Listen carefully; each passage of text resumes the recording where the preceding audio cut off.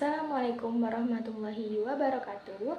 Perkenalkan, nama saya Vika Septia Lestari dengan NPM 2042201016 dari kelas 5C. Di sini saya akan membahas mengenai mata kuliah pengembangan pembelajaran IPS di sekolah dasar. Mari kita simak videonya.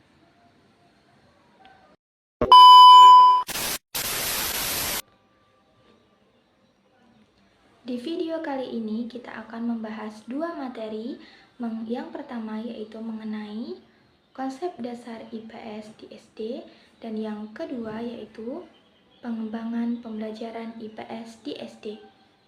Sebelum kita membahas lebih lanjut mengenai keduanya, tentunya kita harus mengetahui apa yang dimaksud dengan materi tersebut.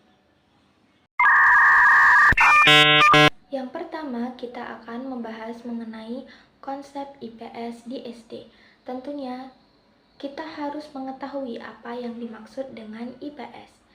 Menurut Ahmadi tahun 1991, IPS merupakan ilmu sosial yang dipilih dan disesuaikan bagi pengguna program pendidikan di sekolah. Sedangkan menurut Rahayu 2016, IPS merupakan kumpulan ilmu sosial yang sistematik, disajikan secara pedagogis, dan menciptakan warga negara yang baik.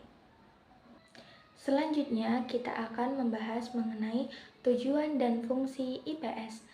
Menurut Burke tahun 1987, tujuan pembelajaran IPS secara umum dikemukakan oleh Fenton adalah mempersiapkan anak didik menjadi warga negara yang baik dan mempunyai kemampuan berpikir.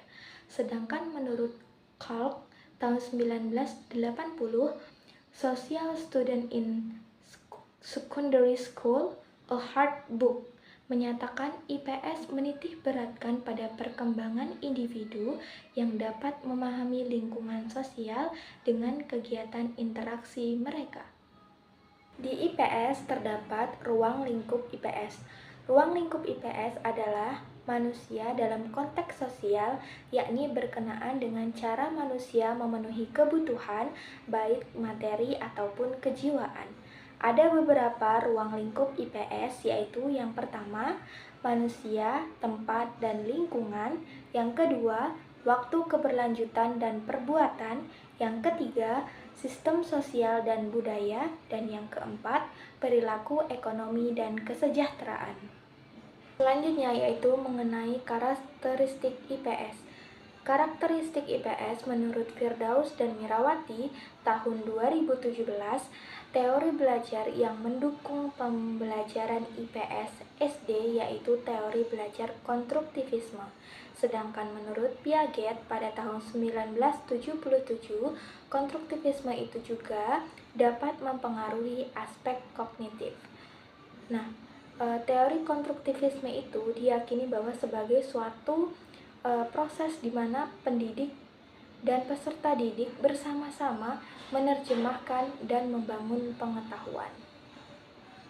Selanjutnya yaitu kita membahas mengenai nilai-nilai dalam pembelajaran IPS. Nilai-nilai dalam pembelajaran IPS menurut Subaidin tahun 2008, penanaman nilai dalam IPS ada 5 tahapan, yaitu yang pertama, knowing, yaitu mengetahui. Yang kedua yaitu comprehending atau memahami. Yang ketiga yaitu accepting atau menerima. Dan yang keempat yaitu internalizing atau sikap dan keyakinan. Dan yang terakhir yaitu implementing atau mengamalkan. Di dalam konsep pembelajaran IPS ada yang namanya dimensi pembelajaran IPS.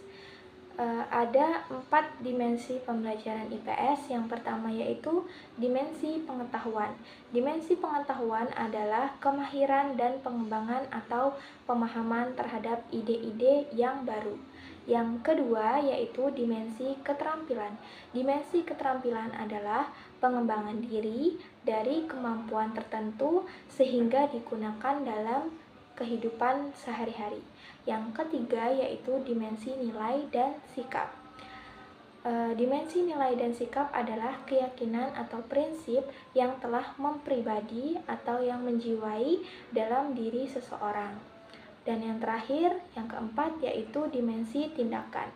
Dimensi tindakan di sini yaitu memungkinkan peserta didik untuk aktif dalam proses belajar mengajar. Oke, baik, kita akan memasuki materi yang kedua, yaitu mengenai pengembangan pembelajaran IPS di SD.